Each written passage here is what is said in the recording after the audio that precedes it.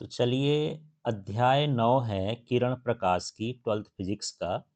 एक बड़ा चैप्टर है और बड़े मार्किंग का है। परीक्षा में 8 से 10 नंबर का अकेले इस चैप्टर से आ जाता है। तो इसमें जो इम्पोर्टेंट प्रश्न हैं उनको हम देखते हैं। तो पहला प्रश्न है, यहाँ पर सही विकल्प चुनिए। प्रश्न है, किस रंग के लिए कांच का अपवर्तनांक न्यूनतम होगा? तो यहाँ पर सही आंसर है लाल रंग के लिए, क्योंकि जो अपवर्तनांक होता है वो तरंग दैर्ध्य के व्युत्क्रमानुपाती होता है। लाल रंग की तरंग दैर्ध्य अधिक होती है, इसलिए उसका अपवर्तनांक कम होगा। अगले प्रश्न में है, लेंस की फोकस दूरी किस रंग के लिए न्यूनतम होगी? तो यहाँ पर ये बैगनी है। फोकस दूरी पूछे तो बैगनी, क्योंकि जो फोकस दूरी होती है वो तरंग दैर्ध्य के समानुपाती होती है। यदि तरंग दैर्ध्य कम होगी तो फोकस दूरी भी कम होगी। यहाँ पर बैगनी रंग की तरंग दैर्ध्य कम होती है, इसलिए उसकी फोकस दूरी भी कम होगी। अगला प्रश्न है, हीरे के चमक का कारण क्या है? इसका सही उत्तर है पूर्ण आंतरिक परावर्तन। फिर है प्रश्न, संयुक्त सूक्ष्मदर्शी में अभिदृश्य की फोकस दूरी नेत्रिका से खाली नेत्रिका लेंस से होती है।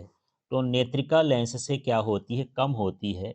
यदि ऐसा आपको भूल जाए तो आप याद रखना, यह अभिदृश्यक यहाँ पर छोटा बनाते हैं और यहाँ बड़ा बनाते हैं नेत्रिका। जब आप स्ट्रक्चर बनाते हैं संयुक्त सूक्ष्मदर्शी का, तो इसमें इसकी फोकस दूरी, नेत्रिका की फोकस दूरी तो अधिक होती है पर अभिदृश्यक की फोकस दूरी कम होती है। इसके बाद प्रश्न है, एक प्रकाश किरण दर्पण के अभिलंबवत आपतित होती है तो परावर्तन कोण का मान कितना होगा? तो यदि ऐसे अभिलंबवत आपतित होगी और इसी में फिर ये परावर्तित हो जाएगी, तो इनके बीच का कोण तो जीरो हो जाएगा, क्योंकि अभिलंब और परावर्तित किरण के बीच का कोण जो होता है वो जीरो होता है। तो यहाँ पर ये 0 डिग्री हो जाएगा। तो इस तरह से यहाँ पर परावर्तन कोण का मान है। परावर्तन कोण अभिलंब और परावर्तित किरण के बीच का कोण होता है। दोनों परावर्तित किरण अभिलंब एक साथ है, इसलिए यहाँ पर कोण का मान 0 हो जाएगा। फिर यहाँ प्रश्न है अगला, यहाँ पर देख लेते हैं। F1 और F2 फोकस दूरी के दो लेंस संपर्क में रखे गए हैं, तो संयुक्त फोकस दूरी होगी। संयुक्त फोकस दूरी का सूत्र होता है 1/f equal to 1/f1 plus 1/f2। यदि इसको हल करेंगे तो तिर्यक गुणा यहाँ होगा, इसका यहाँ होगा, नीचे नीचे का होगा, तो ये हो जाएगा F1 प्लस F2 अपॉन में हो जाएगा F1 F2। और ये 1/f का मान है। यदि हम इसको सीधा करेंगे तो F इक्वल टू हो जाएगा F1 F2 upon F1 plus F2। तो जब हम इसको ऊपर लिखेंगे तो इसको भी ऊपर लिख देंगे, तो इसका सही उत्तर होगा D, F1 F2 upon F1 plus F2। अब यहाँ प्रश्न है, रिक्त स्थानों की पूर्ति करिए। तो चलिए देखते हैं, यहाँ पर जो इम्पोर्टेंट है वही भर हम यहाँ बता रहे हैं।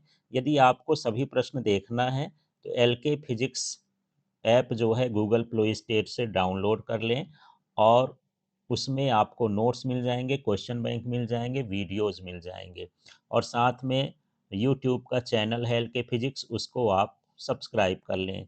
प्रश्न है, लेंस की क्षमता का मात्रक है? तो यहाँ पर इसके क्षमता का मात्रक है डायऑप्टर। फिर प्रश्न है, स्वस्थ नेत्र के लिए स्पष्ट दृष्टि की न्यूनतम दूरी खाली स्थान होती है? तो ये हो जाएगी 25 सेंटीमीटर। अब इसे भी देख लेते हैं, ये भी इम्पॉर्टेंट है। दो माध्यमों के लिए आपतन कोण की ज्या और अपवर्तन कोण की ज्या के अनुपात को खाली स्थान कहते हैं, तो इसे अपवर्तनांक कहते हैं। आप स्नेल का नियम पढ़े होंगे, mu equal to sine I upon sine R. तो ये आपतन कोण की ज्या अपवर्तन कोण की ज्या का अनुपात किसके बराबर होता है? अपवर्तनांक के बराबर होता है। फिर है प्रश्न, जल के अंदर वायु का बुलबुला खाली स्थान लेंस की भांति कार्य करता है? तो यह एक अवतल लेंस की भांति कार्य करता है, वायु का बुलबुला पानी के अंदर। अब चलिए सही जोड़ी देखते हैं। यहाँ अपवर्तनांक है, तो अपवर्तनांक का रिलेशन आप इससे कर सकते हैं, वास्तविक गहराई बटे आभासी गहराई अपवर्तनांक होता है। फिर स्नेल का नियम है, तो स्नेल का नियम प्रकाश के अपवर्तन में लगता है। फिर इसके बाद आभासी और छोटा प्रतिबिंब, तो ये अवतल लेंस से बनता है। फिर है आभासी और बड़ा प्रतिबिंब, तो ये बनता है उत्तल लेंस से। यहाँ ये उत्तल लेंस से मिलाना है। फिर ये डायोप्टर है, तो डायोप्टर का जो ये लेंस की क्षमता का मात्रक है। इसके बाद बैगनी रंग का प्रकाश, तो ये प्रिज्म से अधिकतम विचलन का है। लाल रंग का प्रकाश, ये कांच में अधिकतम चाल है। तो इस तरह से इसको जोड़ी मिलाना है। यहाँ नीचे आंसर लिखे हुए हैं, इससे भी आप मिला सकते हैं। अब प्रश्न है, एक वाक्य में उत्तर लिखिए, किसी द्रव का क्रांतिक कोण और अपवर्तनांक में संबंध लिखिए। तो ये होता है म्यू इक्वल टू कॉसिक सी। तो म्यू अपवर्तनांक है और सी क्रांतिक कोण है। फिर यहाँ चौथा प्रश्न है, उस माध्यम का अपवर्तनांक ज्ञात करिए जिसका क्रांतिक कोण 45 डिग्री है। तो अभी हम सूत्र पढ़े, अपवर्तनांक और क्रांतिक कोण में म्यू कॉसेक सी होता है। यहाँ सी का मान, क्रांतिक कोण का मान 45 है। कॉसेक 45 का मान √2 होता है। √2 का मान 1.4 होता है। यदि आपको ये मान याद ना आए तो आप √2 भी लिख के आ सकते हैं। चलिए इस प्रश्न को भी देख लेते हैं। 10 सेंटीमीटर गहराई वाले बर्तन में कोई द्रव भरा है। इसके तल पर रखे सिक्के की गहराई 8 सेंटीमीटर मापी जाती है। द्रव का अपवर्तनांक क्या है? तो यहाँ अपवर्तनांक का सूत्र होता है म्यू बराबर वास्तविक गहराई माने एच बटे आभासी गहराई माने एच डैश। तो वास्तविक गहराई कितनी है? 10 है, और आभासी गहराई 8 है। यदि हम इसको काट दें तो ये 2 पंचे 10 और 2 चौको 8, 5 में 4 का भाग करेंगे तो 1.25, इस तरह से इसका अपवर्तनांक होगा। फिर है प्रश्न यहाँ, गोलीय दर्पण की फोकस दूरी और वक्रता त्रिज्या में संबंध लिखिए। तो फोकस दूरी वक्रता त्रिज्या की आधी होती है। तो ये जो संबंध है F = R/2, इस तरह से इसका मान होगा। चलिए अब कुछ प्रश्न देखते हैं जो सत्य असत्य पर आधारित हैं। भारत में सबसे बड़ी दूरबीन कवालूर तमिलनाडु में है। इसमें 2.34 मीटर व्यास का परावर्तक लगा है।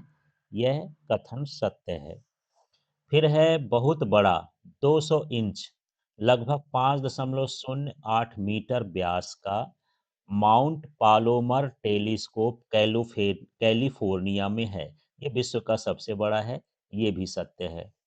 फिर अगला देखते हैं, अभिदृश्यक की फोकस दूरी 100 सेंटीमीटर तथा नेत्रिका की फोकस दूरी 1 सेंटीमीटर है, तो दूरदर्शक की आवर्धन क्षमता 1 होगी। यह कथन असत्य हो गया। अब इसके लिए हम यहाँ पर हल करेंगे सवाल, तो इसमें सत्य असत्य में पूछ दिया है। m बराबर होता है FO/FE। FO का मतलब अभिदृश्यक की फोकस दूरी, तो कितना है? 100, तो 100 लिख दिए। FE का मतलब है नेत्रिका की फोकस दूरी 1 है, तो 1 कर दिए। तो इसकी आवर्धन क्षमता कितनी होगी? 100। यहाँ लिखा है 1, इसलिए ये असत्य है। अब आगे के प्रश्न में देखते हैं, यदि अभिदृश्यक की फोकस दूरी 1 सेंटीमीटर हो, नेत्रिका की फोकस दूरी 2 सेंटीमीटर हो, नली की लंबाई 20 सेंटीमीटर हो, तो संयुक्त सूक्ष्मदर्शी की आवर्धन क्षमता 250 होगी। ये सत्य है, लेकिन सत्य असत्य का अंदाजा से नहीं, आप इसको हल करके देखेंगे तो ये जो संयुक्त सूक्ष्मदर्शी की आवर्धन क्षमता का सूत्र है M = LFOD/FE होता है। एल माने नली की लंबाई कितना दिया है? 20, तो 20 लिख दिए। एफओ माने अभिदृश्यक का मान 1 सेंटीमीटर दिया है, तो 1 लिख दिए। डी का मान होता है 25 सेंटीमीटर, ये निकट दृष्टि की दूरी होती है, स्पष्ट दृष्टि की न्यूनतम दूरी। एफ ई है, एफ ई का मान, नेत्रिका का मान 2 दिया है। यदि आप इसको काट देंगे तो ये 2 दाहम 10 होगा, 10 में 25 का गुणा करेंगे तो 250। इसकी आवर्धन क्षमता 250 दिया है, मतलब यह सत्य है। इसके बाद हम अगले प्रश्न में हैं, सत्य सत्य वाले में ही। एक साधारण सूक्ष्मदर्शी का अधिकतम आवर्धन सीमित होता है। ये होता है 9 के बराबर या 9 से कम। मतलब एक साधारण सूक्ष्मदर्शी 9 गुना से ज्यादा किसी वस्तु को बड़ा नहीं कर सकता है। ये कथन सत्य है। आपको ये भी समझना है कि जो ये मैं प्रश्न बता रहा हूँ सत्य-सत्य में, ये ज़रूरी नहीं कि सत्य-सत्य में पूछे, ये किसी भी फॉर्मेट में पूछ सकता है, विकल्प में, खाली स्थान में, जोड़ी मिलाने में, एक वाक्य में। तो आपको जब भी ये प्रश्नों को पढ़ना है ऑब्जेक्टिव वाले 1 अंक वाले, तो आपको इसी हिसाब से पढ़ना है कि ये हर फॉर्मेट में आ सकता है। फिर देखिए अल्प फोकस दूरी वाले अपसारी लेंस को सरल सूक्ष्मदर्शी कहते हैं। ये असत्य है। यहाँ अपसारी लेंस नहीं होता है, अभिसारी होता है, इसलिए ये असत्य हो गया।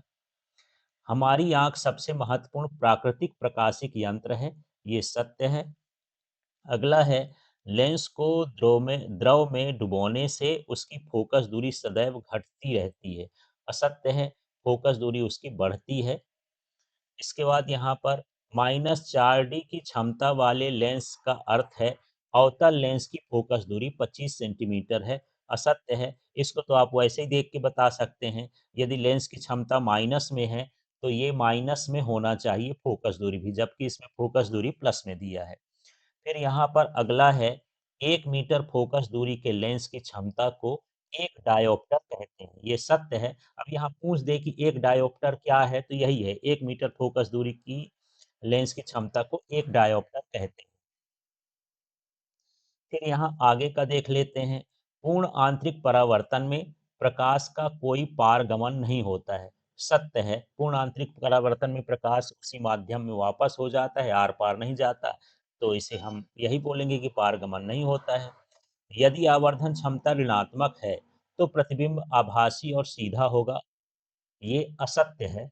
यहाँ क्या लिखना है? असत्य। क्योंकि यदि ऋणात्मक है, तो वह वास्तविक और उल्टा बनता है, तो ये कथन क्या हो जाएगा? असत्य है, यहाँ आप असत्य लिख लेंगे। इसके बाद है प्रतिबिंब की ऊंचाई और वस्तु की ऊंचाई के अनुपात को रैखिक आवर्धन कहते हैं, सत्य है। 1/f बराबर 1/v प्लस 1/u, इस संबंध को लेंस समीकरण के रूप में जाना जाता है, असत्य है। यहाँ प्लस लगा है, ये दर्पण समीकरण है और इसमें लेंस समीकरण लिखा है, इसलिए असत्य है। फिर आगे का हम देख लेते हैं। प्रतिबिंब वस्तु के साथ बिंदु से बिंदु संगत होता है, बिल्कुल ठीक है। जैसे जैसे वस्तु बदलती जाती है प्रतिबिंब की स्थिति भी बदलती जाती है, ये भी सत्य है। निर्वात में प्रकाश की गति प्रकृति में अधिकतम गति नहीं है, ये असत्य है। क्योंकि प्रकाश की गति अधिकतम गति होती है, इसमें लिखा है नहीं। फिर है मानव नेत्र दृष्टिपटल, जिसको रेटिना कहते हैं अंग्रेजी में, तरंग दैर्ध्य प्रास 400 नैनोमीटर से 750 नैनोमीटर की विद्युत चुम्बकीय तरंग का संसूचन कर सकता है, जिसे प्रकाश कहते हैं, ये भी सत्य है। तो ये सभी पॉइंट जो हैं आपको समझना है और इनको लिखना चाहें, जो इम्पोर्टेंट इम्पोर्टेंट है तो उनको नोट भी करते जाएं। अब यहाँ हम 2 अंकों के प्रश्नों को देखते हैं। प्रश्न है स्नेल का नियम। तो स्नेल का नियम है एक वर्णी प्रकाश किरण एवं किन्हीं 2 माध्यमों के लिए आपतन कोण की ज्या एवं अपवर्तन कोण की ज्या में एक निश्चित अनुपात होता है, जिसे पहले माध्यम के सापेक्ष दूसरे माध्यम का अपवर्तनांक कहते हैं। इस तरह से यहाँ सूत्र है 1 mu 2 sine I upon sine R. तो ये आपतन कोण की ज्या है, ये अपवर्तन कोण की ज्या है। इसी के अनुपात को पहले माध्यम के सापेक्ष दूसरे माध्यम का अपवर्तनांक कहते हैं। अपवर्तनांक को n से भी लिखते हैं, तो आप इसको जो है 1 2 भी लिख सकते हैं, n2 1 भी लिख सकते हैं। यदि कहीं ऐसा लिखा हो तो वो भी सही है।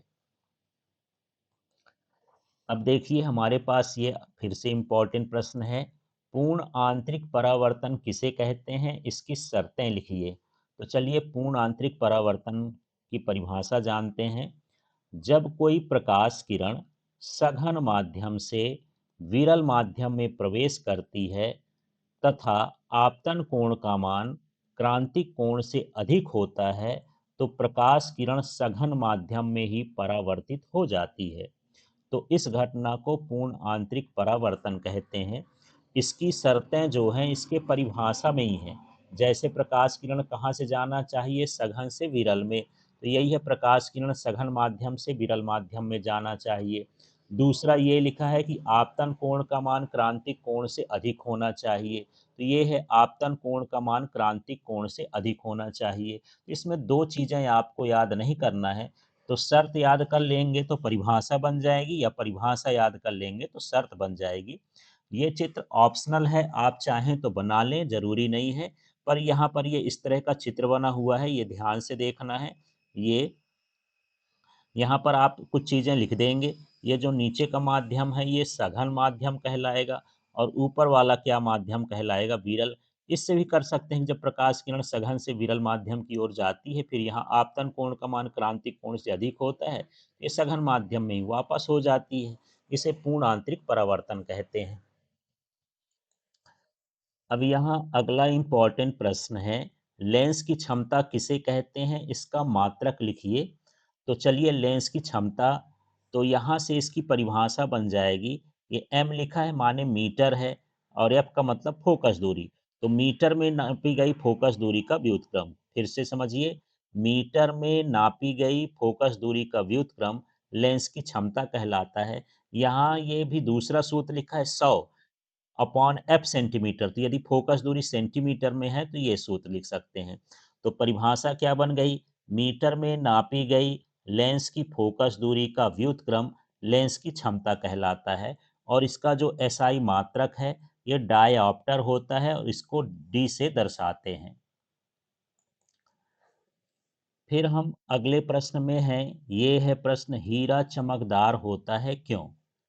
हीरे का अपवर्तनांक 2.47, ये याद करना है, अधिक, तथा क्रांतिक कोण 24 डिग्री होता है जो बहुत कम होता है। तो यहाँ 2 चीज़ें बताना है कि हीरे का अपवर्तनांक 2.47 होता है जो कि अधिक होता है, और क्रांतिक कोण का मान 24 डिग्री होता है जो कि बहुत कम होता है। जब प्रकाश हीरे के कटे हुए तल में प्रवेश करता है तो उसका बार बार पूर्ण आंतरिक परावर्तन, ये शब्द बहुत जरूरी है, पूर्ण आंतरिक परावर्तन होता है, जिससे हीरे की चमक बढ़ जाती है। चलिए ये क्वेश्चन जो है एनसीईआरटी में है, कोई जादूगर n बराबर 1.47 अपवर्तनांक के लेंस को किसी द्रव से भरी द्रोणिका में डालकर अदृश्य करता है। द्रव का अपवर्तनांक क्या है, क्या यह जल हो सकता है, इस तरह से यहाँ पर प्रश्न है। तो इसे हम कैसे करेंगे, यह तभी संभव है जब द्रोणिका में भरे द्रव और लेंस का अपवर्तनांक समान हो। जैसे मान के चलिए कि यहाँ पर कोई ये द्रोणिका है, द्रोणिका का मतलब यहाँ टब जैसे है, इसमें कोई द्रव भरा है, और जब हम इसमें कांच डालते हैं तो ये कांच इसमें गायब हो जाता है, दिखाई नहीं देता। ये तभी हो सकता है जब कांच का अपवर्तनांक और इस द्रव का अपवर्तनांक एक जैसे हो। तो यह तभी संभव है जब द्रोणिका में भरे द्रव और लेंस का अपवर्तनांक क्या हो, समान हो। अतः द्रव का भी अपवर्तनांक कितना होगा, 1.47 होगा। फिर प्रश्न है, द्रव का अपवर्तनांक क्या है, तो 1.47। क्या यह जल हो सकता है, यह द्रव जल नहीं हो सकता है, क्योंकि जल का अपवर्तनांक 1.33 होता है। यह द्रव ग्लीसरीन हो सकता है, क्योंकि ग्लीसरीन का अपवर्तनांक और कांच का अपवर्तनांक एक जैसे होते हैं। अब देखिए 3 अंक के प्रश्न हैं, और इससे जो है न्यूमेरिकल भी कभी कभी आ जाते हैं, तो देखते हैं। 3 सेंटीमीटर ऊंची बिंब 21 सेंटीमीटर वाले फोकस दूरी के उत्तल लेंस के सामने 14 सेंटीमीटर दूर रखी है, लेंस द्वारा निर्मित प्रतिबिंब का वर्णन कीजिए। तो सबसे पहले तो हम इसमें ये देखेंगे कि हमको ज्ञात क्या है। तो ये जो 21 सेंटीमीटर है ये फोकस दूरी है, तो एफ का मान हो गया 21। आपको ये भी ध्यान रखना है कि उत्तल लेंस है तो फोकस दूरी प्लस में लिखेंगे, जब अवतल होता है तो माइनस में लिखते हैं।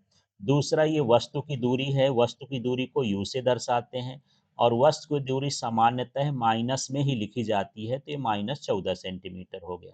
यहाँ ऊंचाई भी दिया है 3 सेंटीमीटर, तो एच भी 3 सेंटीमीटर लिख दिए, हालांकि ऊंचाई की जरूरत नहीं है। अब ये लेंस है तो हम यहाँ पर लेंस का सूत्र लगाएंगे। तो हम जानते हैं 1/f बराबर 1/v माइनस 1/u, ये सूत्र होता है। इसमें मान रख देते हैं, तो यहाँ f का मान देखिए 21 है तो यहाँ 21 लिख दिए। अगले स्टेप में यहाँ पर बराबर है, v का मान हमको पता नहीं, 1 रख दिए, u का मान यहाँ -14 है तो -14 रख देंगे। अगले स्टेप में और देख लेते हैं, ये 1/21 वह कर दिए, 1/v भी है, ये जो माइनस है ये माइनस से मिलके प्लस हो गया, तो इसमें केवल प्लस साइन लगा है। फिर 1/14 का हम इधर पक्षांतर कर दिए हैं, तो 1/v इधर आ गया है ऐसे। अब चाहें तो 21 और 14 का हम जो है एलसीएम लेंगे, तो एलसीएम हो जाएगा 42, 21 दून 42 और ये 14 त्रिक 42, तो 2 माइनस 3/42 1/v आ जाएगा। 2 में 3 घटाएंगे तो बड़ी संख्या -3 है, तो -1/42 हो गया। अब इस v को ऊपर लिखेंगे, उल्टा लिखेंगे तो 42 भी कहाँ चला जाएगा, ऊपर। तो मतलब v बराबर कितना हो जाएगा, -42 सेंटीमीटर। ये तो हमको आ गई प्रतिबिंब की दूरी। लेकिन अब हमको आवर्धन क्षमता से ये पता करना है कि प्रतिबिंब कैसा बनेगा। तो m इक्वल टू होता है v अपॉन यू लेंस के लिए। तो m लिखे, v का मान -42 है तो -42 लिख लिए, u का मान -14 है तो -14, 14 त्रिक 42 हो गया। ये 3 आया प्लस में। तो जब प्लस में आता है तो हमको ये देखना है कि ये प्रतिबिंब आभासी बनेगा सीधा। यदि आवर्धन क्षमता प्लस में आ गई तो आभासी और सीधा, और माइनस में आ जाए तो वास्तविक। दूसरा, ये 1 से बड़ा आ रही है, माने एक ये 3 है, तो ये प्रतिबिंब से कैसा बढ़ेगा, बड़ा बनेगा। तो इस तरह से हमको यहाँ पर इसको हल करना है। चलिए अगला प्रश्न देखते हैं, 12वां है। वायु में रखे किसी बिंदु स्रोत से प्रकाश कांच के किसी गोलीय पृष्ठ पर पड़ता है। यदि n बराबर 1.5 और वक्रता त्रिज्या 20 सेंटीमीटर हो, तो प्रकाश स्रोत से पृष्ठ की दूरी 100 सेंटीमीटर हो, तो प्रतिबिंब कहाँ बनेगा, ये हमको ज्ञात करना है। तो सबसे पहले तो यहाँ देख लेते हैं कि जो इसकी वक्रता त्रिज्या दिया है ये 20 सेंटीमीटर है। वक्रता त्रिज्या को r से लिखते हैं। दूसरा, इसका अपवर्तनांक 1.5 है, तो ये म्यू लिख दें या n लिख दें, 1.5 है। तीसरा, यहाँ पर वस्तु की दूरी जो दिया है ये 100 सेंटीमीटर है, वस्तु की दूरी को माइनस में लिखते हैं तो -100 सेंटीमीटर हो गया। अब यहाँ गोली पृष्ठ के अपवर्तन का सूत्र लगेगा। तो गोली पृष्ठ के अपवर्तन का सूत्र होता है μ-1/r μ/v1/u। अब इसमें मान रखते हैं, तो म्यू का मान देख लेते हैं 1.5, तो यहाँ 1.5, यहाँ म्यू है तो यहाँ भी 1.5। फिर यहाँ पर बटे में आर है, आर का मान 20 है, तो यहाँ पर हम लिख दिए 20, यहाँ भी ही लिख दिए, और यहाँ पर यू का मान -100 लिख दिए हैं। अब देखिए माइनस माइनस प्लस हो जाएगा, इसका पक्षांतर कर देंगे। थोड़ा यहाँ भी देखना है, जब आप घटाएंगे 1.5 में 1 घटा देंगे तो क्या बचेगा, 0.5। तो ये 0.5 और 20 हो गया, इसको ले आए इधर से पक्षांतर कर लिए तो -1/100, -1.5 अपॉन भी, तो ये बचा ही है। इनको सवाल को एक बार आप लगा के भी देखेंगे। अब देखिए यहाँ पर यदि हम इसका दशमलव हटाएंगे तो ये 200 हो जाएगा, -1/100 हो गया, 1.5 अपॉन भी ये तो लिखा ही है। यदि हम इसका लघुत्तम लेंगे 100 और 200 तक का, तो 200 आ जाएगा। अब इसको हम काटेंगे तो ये 5 आ गया, और ये 2 एक कम 2, जैसे आप जोड़ घटाना करते हो उससे कर लेना, 1.5 अपॉन भी आ गया। अब 5 में 2 घटाएंगे तो ये 3 हो जाएगा, 3/200 1.5। अब भी का तिर्यक गुणा इधर कर देंगे 200 का, और इस तरह से गुणा कर देंगे तो 1.5 गुणे 200/3 हो गया। अब इसको करना है तो ये 3×5 = 15 हो गया, माने 0.5। अब 0.5 का 200 में गुणा करेंगे तो ये 100 सेंटीमीटर होगा, माने प्रतिबिंब आपतित प्रकाश की दिशा में पृष्ठ से 100 सेंटीमीटर दूर बनेगा। v का मान प्लस में आया है, प्लस का मतलब उसी की आपतित प्रकाश की दिशा में ही बनेगा आगे की ओर। यहाँ अगले प्रश्न को देखते हैं। प्रश्न है, किसी उभयोत्तल लेंस के दो फलकों की त्रिज्याएं क्रमशः 10 सेंटीमीटर और 15 सेंटीमीटर है, उसकी फोकस दूरी 12 सेंटीमीटर है, कांच का अपवर्तनांक ज्ञात करना है। तो पहले प्रश्न को पढ़ने के बाद जो चीज़ें हैं उसको नोट कर लेते हैं। तो यहाँ पर f का मान माने फोकस दूरी कितना दिया है, 12, तो फोकस दूरी 12 लिख दिया। दूसरा, यहाँ पर हमको ये देखना है कि उत्तल है तो प्लस में लिखना है। फिर यहाँ त्रिज्याएं हैं, तो R1 का मान 10 सेंटीमीटर और R2 का मान 15 सेंटीमीटर। दूसरी त्रिज्या माइनस में लिखी जाती है क्योंकि ये एक दूसरे के अपोजिट फलकों से बनते हैं। ये हम रख लिए। अब यहाँ पर हम जानते हैं जो लेंस निर्माता सूत्र है उसका इस्तेमाल करेंगे, तो एक एफ बराबर μ-1 ब्रैकेट में 1/R1 -1/R2 ये सूत्र होता है। इनमें मान रख देते हैं। एफ का मान 12 है तो यहाँ 12 रख दिए। म्यू माइनस 1 वैसे लिख देंगे। R1 का मान यहाँ 10 है तो 10 लिखे। माइनस R2 का मान -15 है तो -15 लिख दिए। बाकी अब हल करना है। तो यहाँ 1/12 तो वैसे लिख दिए हैं, 1/म्यू भी वैसे लिख दिए हैं। 10 और 15 का जब हम लघुत्तम लेंगे तो 30 आएगा। ये माइनस और ये माइनस बीच का प्लस हो जाएगा। और यदि हम जोड़ेंगे 10 तिहाई 30 तो 3 और 15 दूनी 30 तो ये हो गया। ठीक है। यहाँ ये 5 हो जाएगा तो 5/6 मतलब 5 छक्का 30। ये कट जाएगा तो 1/6 हो जाएगा। तो एक स्टेप में डायरेक्ट कर दिया हूँ, इनको जोड़ के भाग करके ये लिख दिया हूँ। अगले स्टेप में हम क्या करेंगे, इस 6 का यदि हम इधर पक्षांतर कर देते हैं, ये 6 यदि इधर चला जाता है तो 6/12 हो जाएगा तो ये 1/2 हो जाएगा। इस तरह से आप दिमाग में भी करके यहाँ पर डायरेक्ट लिख सकते हैं, नहीं एक स्टेप बढ़ा दीजिएगा। अब 1/2 को भाग करेंगे तो 0.5, इस -1 का पक्षांतर करेंगे तो +1 हो जाएगा। अब इसको जोड़ देंगे तो म्यू बराबर 1.5 हो जाएगा। इस तरह से इसका अपवर्तनांक होगा। अब यहाँ अगला प्रश्न भी देखते हैं। प्रश्न है अपवर्तनांक 1.55 के कांच के दो फलकों की वक्रता त्रिज्या समान है। इससे उभयोत्तल लेंस बनाया जाता है जिसकी फोकस दूरी 20 सेंटीमीटर है। तो इसकी वक्रता त्रिज्या क्या होगी? तो यहाँ एफ का मान दिया है 20 सेंटीमीटर। R1 का मान हम मान लेते हैं R, और R2 का मान लेते हैं -R। क्योंकि दोनों फलकों की जो वक्रता त्रिज्या है वो बराबर है। लेंस इस तरह से बनता है दो भागों से, तो एक की वक्रता त्रिज्या इधर होती है, एक की वक्रता त्रिज्या इधर होती है। इसलिए एक में R और एक में -R लिखते हैं। और इसके अपवर्तनांक का मान म्यू बराबर 1.5 दिया है। बस इतना तो हम इससे नोट कर लिए हैं। अब यहाँ पर जो लेंस निर्माता सूत्र है 1/f बराबर म्यू -1, 1/R1 -1/R2, इसमें एफ का मान रख देंगे। ये एफ का मान रख दिए तो कितना हो गया 20, ये एफ का मान हो गया। इसके बाद म्यू का मान है तो 1.5 है, ये एक भी लिख दिए हैं। R1 का मान R और R2 का मान -R। इस तरह से यहाँ पर हम लिखे हैं। ये तो 1/20 हो गया। अब यहाँ पर 1.55 में एक को माइनस करेंगे तो 0.5। अब ये माइनस माइनस प्लस हो जाएगा तो एक एक जुड़ेगा तो ये हो जाएगा 2/R। अब हमको R निकालना है तो R को हम इधर भेज देंगे तो यहाँ 0.55, ये 2 है, 20 भी इधर आ जाएगा तो ये हो जाएगा 20। अब इसका गुणा कर देंगे तो 20 दूनी 40, 4 पंचे 20, 4 पंचे 20, 2 22। तो इस तरह से यहाँ पर जो त्रिज्या का मान है वो 22 सेंटीमीटर होगा। अब अगले प्रश्न में है, इस प्रश्न को भी देखते हैं।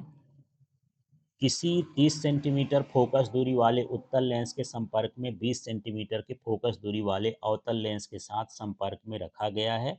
इस संयोजन से बने लेंस की फोकस दूरी ज्ञात करिए तथा बताइए कि यह लेंस अपसारी होगा या अभिसारी होगा। तो चलिए सबसे पहले जो हमको ज्ञात है वो लिख लेते हैं। यहाँ पर फोकस दूरी जो उत्तल लेंस का है वो 30 सेंटीमीटर है, तो ये मैं 30 लिख दिया। फिर इसके बाद यहाँ पर जो F2 है वो अवतल लेंस है, अवतल के लिए माइनस में लिखते हैं तो -20 सेंटीमीटर हो गया। अब हमको ज्ञात करना है संयुक्त फोकस दूरी, तो इसका सूत्र होता है 1/f = 1/f1 + 1/f2। यहाँ पर देख रहे होंगे कि F1 का मान हमने क्या लिया है 30, तो यहाँ 30 हो गया। F2 का मान -20 तो -20 हो गया। यदि आप इसका एलसीएम लेंगे तो ये 20 हो जाएगा, 60 हो जाएगा। अब 30 दूनी 60 और 20 तिहाई 60, इस तरह से इसको हल कर लेंगे। इसको घटाएंगे तो -1/60 आ गया। इस f को आप ऊपर लिख देंगे तो इस 60 को भी ऊपर लिख देंगे। f = -60 सेंटीमीटर आपको लिख देना है। माइनस में आ गया माने अपसारी लेंस है। अपसारी का मतलब होता है अवतल लेंस जो किरणों को फैलाता है, उसको अपसारी बोलते हैं। अब यहाँ पर हमारे पास 17 नंबर का भी प्रश्न है, उसको भी देख लें। किसी छोटी दूरबीन के अभिदृश्य की फोकस दूरी 144 सेंटीमीटर है। नेत्रिका की फोकस दूरी 6 सेंटीमीटर है। दूरबीन की आवर्धन क्षमता कितनी है तथा अभिदृश्यक तथा नेत्रिका के बीच पृथक्कन दूरी क्या है? तो चलिए इसको नोट करते हैं। यहाँ पर अभिदृश्यक की फोकस दूरी, फोकस तो एफओ लिखते हैं, ऑब्जेक्टिव फोकस दूरी ऐसे बोलते हैं, फोकल लेंथ 144 सेंटीमीटर है।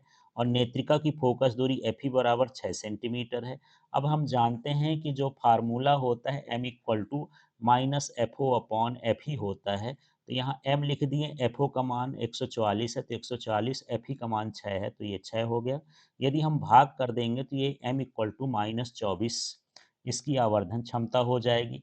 अब यहाँ पर अभिदृश्यक और नेत्रिका के बीच की पृथक्कन दूरी पूछता है, तो ये लेंथ हो गया L बराबर F O plus F E. F O का मान 144 था, एफ ई का मान 6 था, इसको जोड़ देंगे तो 150 सेंटीमीटर इसकी पृथक्कन दूरी हो जाएगी।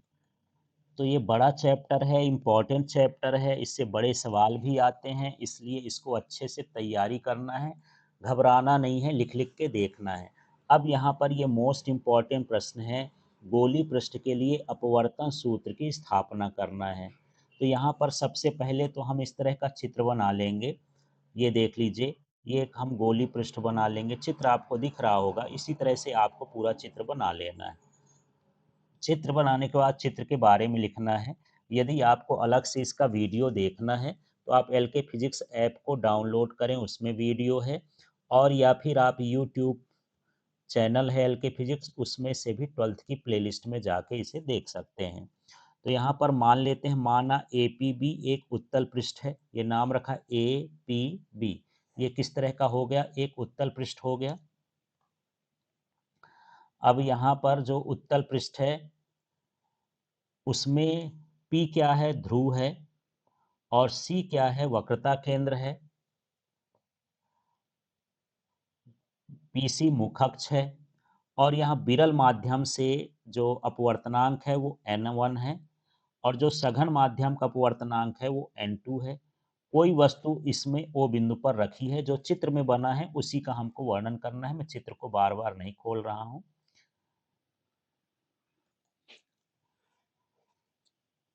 अब इसका प्रतिबिंब कहाँ पर बनता है, आई पर बनता है, तो इसका प्रतिबिंब आई पर है। आपतित किरण, अपवर्तित किरण और अभिलंब के क्रमशः मुख अक्ष से अल्फा बीटा गामा कोण बनाते हैं। आपतन कोण आई है, अपवर्तन कोण आर है। तो यहाँ पर जो भी इसमें आपको दिख रहा है कोण, सारे कोण, जैसे आई दिख रहा है, ये आर दिख रहा है, ये अल्फा दिख रहा है, ये बीटा है, ये गामा है, इस तरह से सारे कोण आपको इसमें लिखना है। अब यहाँ समझिएगा, सबसे पहले हम त्रिभुज OMC देखते हैं और इसमें बाह्य कोण ढूंढते हैं। तो चलिए देखते हैं त्रिभुज OMC। तो ये देख लीजिए, ये है OMC इस त्रिभुज में, और इस त्रिभुज में बाह्य कोण क्या है, आई है। तो जो बाह्य कोण होता है अंदर के कोणों के योग के बराबर होता है, दूर वाले अंदर कोणों के। तो यहाँ अल्फा है दूर और गामा है दूर, माने आई बराबर हो जाएगा अल्फा प्लस गामा। तो यहाँ पर हम लिख दिए हैं ये अल्फा प्लस गामा या गामा प्लस अल्फा। अब दूसरा त्रिभुज लेंगे IMC, माने ये जो सी बिंदु है इसके दूसरे तरफ का त्रिभुज, मैं कलर चेंज कर दूं तो आपको ये दिखेगा, यहाँ पर ये हो जाएगा, ये आई हो गया, ये एम हो गया, ये सी हो गया। इस त्रिभुज की बात हो रही है। इसमें बाह्य कोण ये है गामा, मतलब आर प्लस बीटा बराबर क्या हो जाएगा, गामा। तो यहाँ से आप लिख लेंगे ये गामा बराबर आर प्लस बीटा। यहाँ पर मुझे आर चाहिए तो बीटा का पक्षांतर कर देंगे, तो आर बराबर हो जाएगा गामा माइनस बीटा। अब स्नेल का नियम क्या कहता है, स्नेल का नियम बोलता है कि sine I upon sine R होता है n2 अपॉन n1, माने दूसरे पहले माध्यम के सापेक्ष दूसरे माध्यम का अपवर्तनांक। यदि बहुत कोण जो हैं बहुत छोटे हों तो यहाँ साइन साइन हटा देंगे, तो n2 अपॉन n1, तो ये इसको ऐसे लिख दिए, यहाँ पर लिख देंगे i अपॉन आर। अब r का तिर्यक गुणा इधर कर देंगे तो ये हुआ n2r, और n1 का गुणा इधर कर देंगे तो ये हो जाएगा n1i। अब अगले स्टेप में देखिए, n2 लिखा है लेकिन r नहीं लिखा ये, तो r का जो मान ऊपर निकाले हैं आप, ये देख लीजिए r का मान ये निकाले हैं ना, ये गामा माइनस बीटा, तो r की जगह गामा माइनस बीटा और i की जगह गामा प्लस अल्फा लिखना है। चलिए देखते हैं, यहाँ पर देखिए r था, r की जगह गामा माइनस बीटा, यहाँ i था, i की जगह गामा प्लस अल्फा। यहाँ आई आर का मान लगाकर या रखने पर कैसा भी लिख सकते हैं। ये मैं लिख दिया n2। अब यहाँ देखिए गामा बीटा इनका मान रखा हुआ है, कैसे रखा हुआ है कि कोण बराबर होता है चाप बटे त्रिज्या। तो चलिए मैं ऊपर सभी के मान बताता हूँ, फिर इकट्ठा यहाँ पर आ जाएंगे। तो देखिए, यदि मुझे अल्फा कोण की बात करना है तो चाप ये होगा M P upon P O. यहाँ से पी से सारी दूरी लेना है, एम पी ये चाप सबका रहेगा, M P upon P O किसके लिए, अल्फा के लिए। यदि गामा लिखना होगा तो ये क्या होगा, M P upon P C, यहाँ तक का होगा। यदि मुझे बीटा लिखना होगा तो ये हो जाएगा M P upon P I. इस तरह से मुझे मान रखना है। तो चलिए यही मान हम यहाँ पर रखते हैं।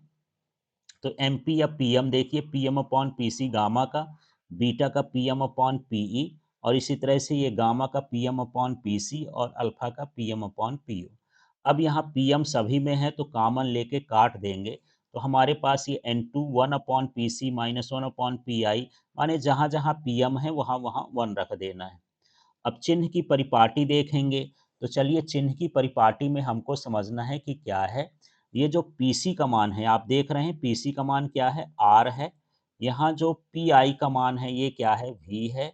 और जो ओपी का मान है ये यू है।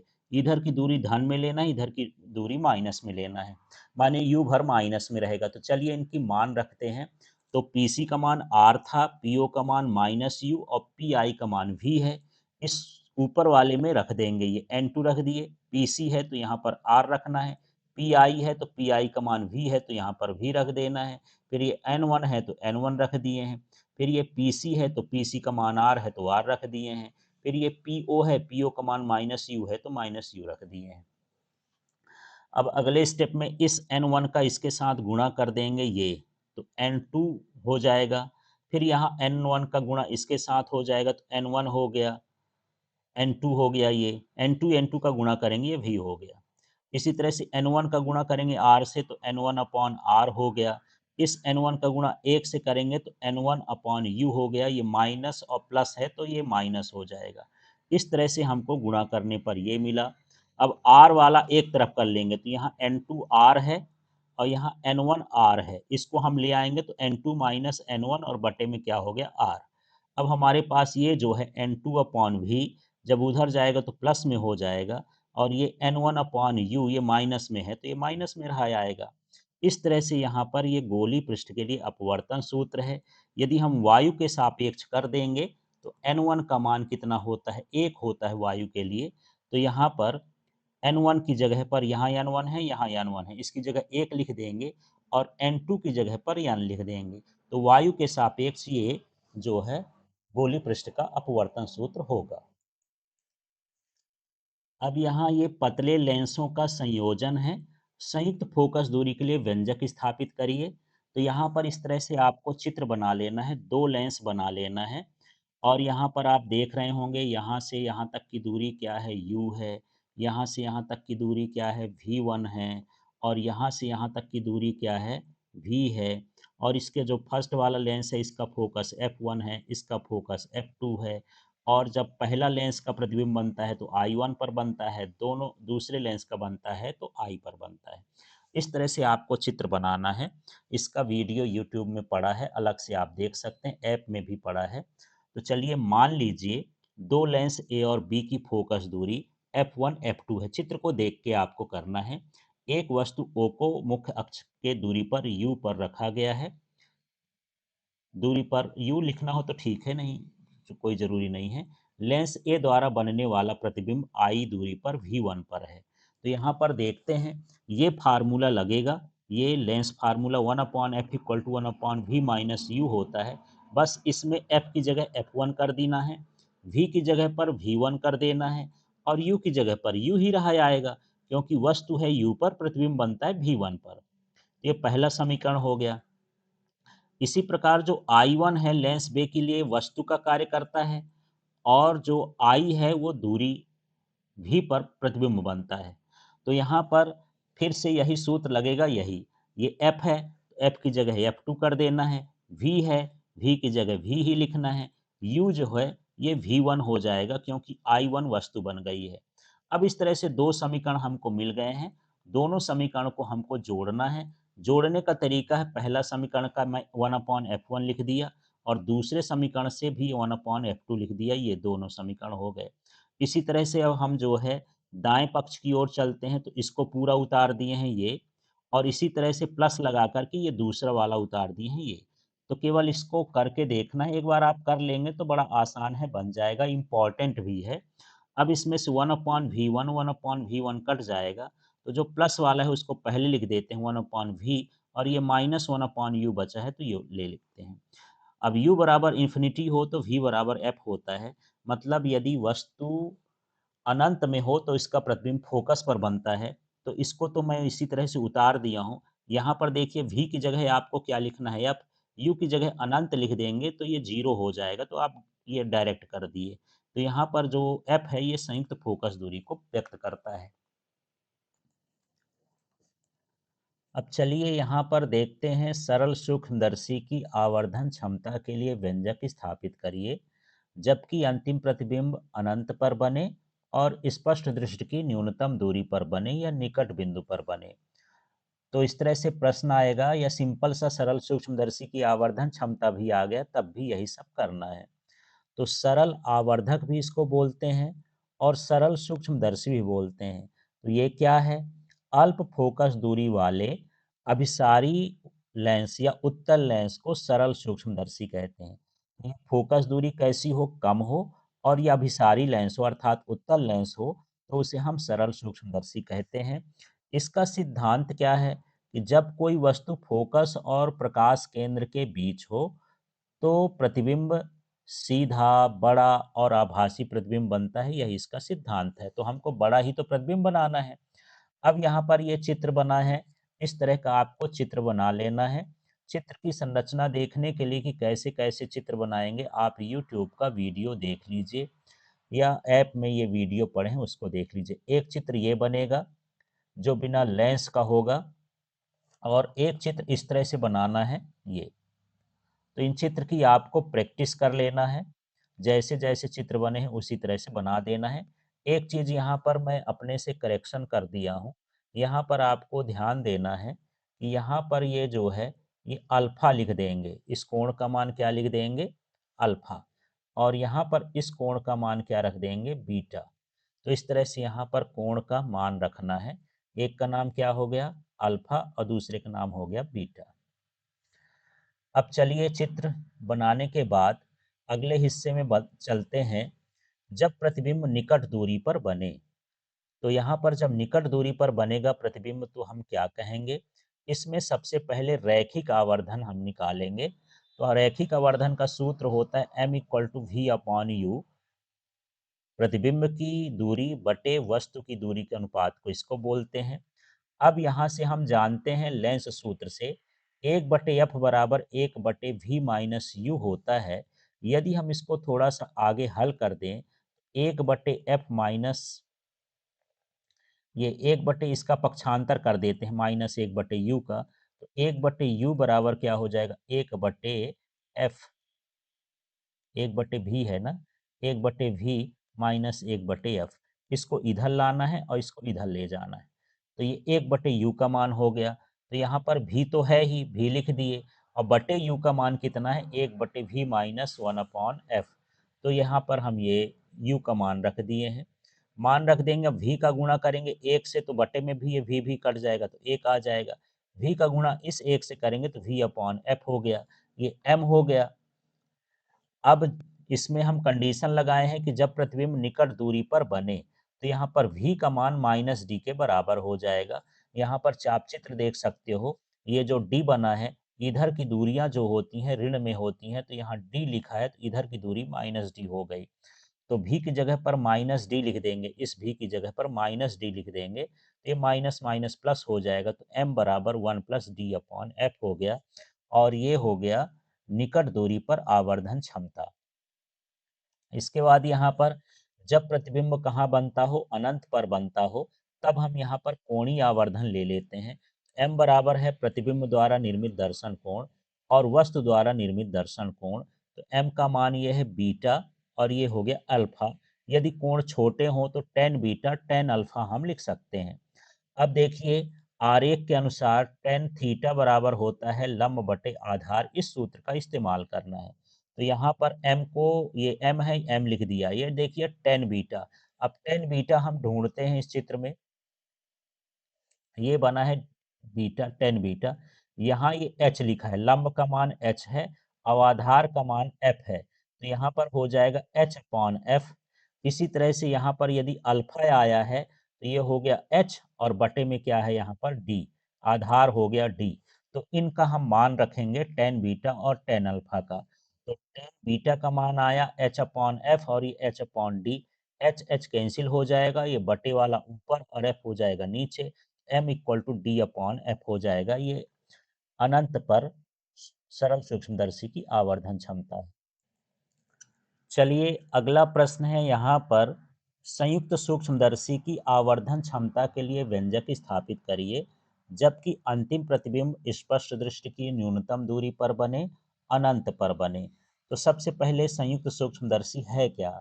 अधिक आवर्धन के लिए दो लेंसों का उपयोग किया जाता है जिसमें एक लेंस दूसरे के प्रभाव को संयुक्त करता है, तो इसे हम संयुक्त सूक्ष्मदर्शी कहते हैं।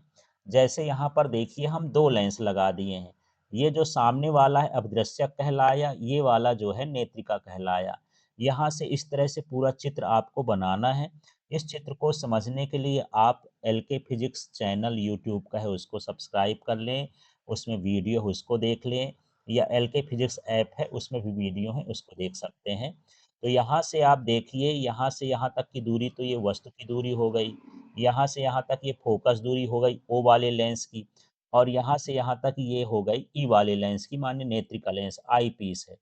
और यहाँ से यहाँ तक की जो दूरी होती है इसमें दिखाया नहीं है, ये आपको एल लिखना है, ये लेंस इनके नली की लंबाई के बराबर होती है इसकी दूरी। तो यहाँ पर हम क्या कर लिए हैं, एल। और यहाँ पर जो अंतिम प्रतिबिंब बनता है ये कितने दूरी पर बनता है, डी दूरी पर बनता है। तो इस तरह से चित्र बना लेंगे। अब यहाँ पर चित्रानुसार हम टेन बीटा की बात करते हैं, तो चलिए टेन बीटा देखते हैं। तो यहाँ पर दो जगह बीटा है, यहाँ पर देखिए एक यहाँ पर मैं बना रहा हूँ ये, तो यहाँ पर ये जो है ये एच है, ये एच है माने ये भी एच है, और इसका जो आधार है एफ ओ है। तो यहाँ पर देख लीजिए पहले त्रिभुज में गए तो हमको बीटा का मान मिल गया एच अपॉन एफ ओ। फिर ये दूसरा त्रिभुज है इधर, इधर भी बीटा बनता है, तो ये है एच डैश, यहाँ पर एच डैश है, लेकिन यहाँ से यहाँ तक की दूरी क्या है, एल। तो यहाँ पर जो है इसके बीटा का मान हो गया एच डैश अपॉन एल। इस तरह से आपको लिखना है। अगले स्टेप में ये समझ लीजिए कि ये अभी फिलहाल नहीं है, अगले स्टेप में इसको आपको भूल जाना है, अगले स्टेप में ये नहीं है। तब यहाँ पर हमारे पास पक्षांतर कर देंगे, एच डैश को इधर कर देंगे और एल को इधर कर देंगे ऐसे। तो देखिए एच डैश अपॉन एच हो गया, और यहाँ पर जो है एल ऊपर चला जाएगा तो एल अपॉन एफ ओ आ गया। जो एच डैश अपॉन एच है ये आवर्धन समता का सूत्र होता है। ये एच डैश माने प्रतिबिंब की ऊंचाई और वस्तु की ऊंचाई अभिदर्शक द्वारा रैखिक आवर्धन है, तो इसको हम लिख देंगे एम ओ का मतलब ऑब्जेक्टिव लेंस का, अभिदर्शक लेंस का ये है आवर्धन क्षमता। इस तरह से हम पहले लेंस की आवर्धन क्षमता तो निकाल लिए हैं। अब हमको निकालना है निकट बिंदु पर। तो अभी हम निकाले थे सरल सूक्ष्मदर्शी का ये m equal to 1 plus D upon F. इसी फार्मूले को हम यहाँ लगा दिए हैं, यहाँ m की जगह पर e लिख दिए हैं, और यहाँ पर d की जगह d लिखा हुआ है, और f की जगह क्या लिखा है, एफ ई लिखा है, तो यहाँ पर एफ ई लिख दिए हैं। तो सिर्फ एफ के नीचे ई लगाना है और यहाँ एम के नीचे भी ई लगाना है। तो नेत्रिका द्वारा निकट बिंदु पर ये आवर्धन क्षमता है। अब चलिए हम आगे हिस्से में चलते हैं। तो यहाँ पर संयुक्त सूक्ष्मदर्शी की कुल आवर्धन, तो यहाँ पर दो लेंस हैं, एक था एम ओ अभिदृश्यक और एम ई, तो दोनों का गुणा कर देंगे तो कुल आवर्धन माने एम बराबर हो गया M O into M E. M O का मान देख लीजिए ऊपर निकाले हैं आप, ये एल अपॉन एफ हो, तो यहाँ पर एम ओ की जगह पर लिख दिए हैं एल अपॉन एफ हो।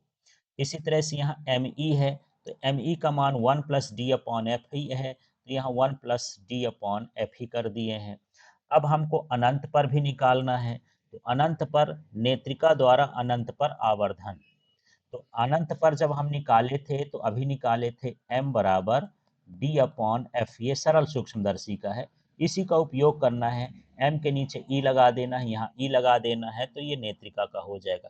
फिर से यही हमको संयुक्त सूक्ष्मदर्शी की कुल आवर्धन निकालना है, तो ये दोनों लेंस का हम लिखेंगे, तो एमओ का मान L/FO है और एमई का मान क्या है, D/FE। इस तरह से ये संयुक्त सूक्ष्मदर्शी की कुल आवर्धन क्षमता होगी। तो जितने प्रश्न बताए गए हैं ये सभी इम्पोर्टेंट है, एक बार अलग सी कॉपी बना करके इसमें आपको लिखना है।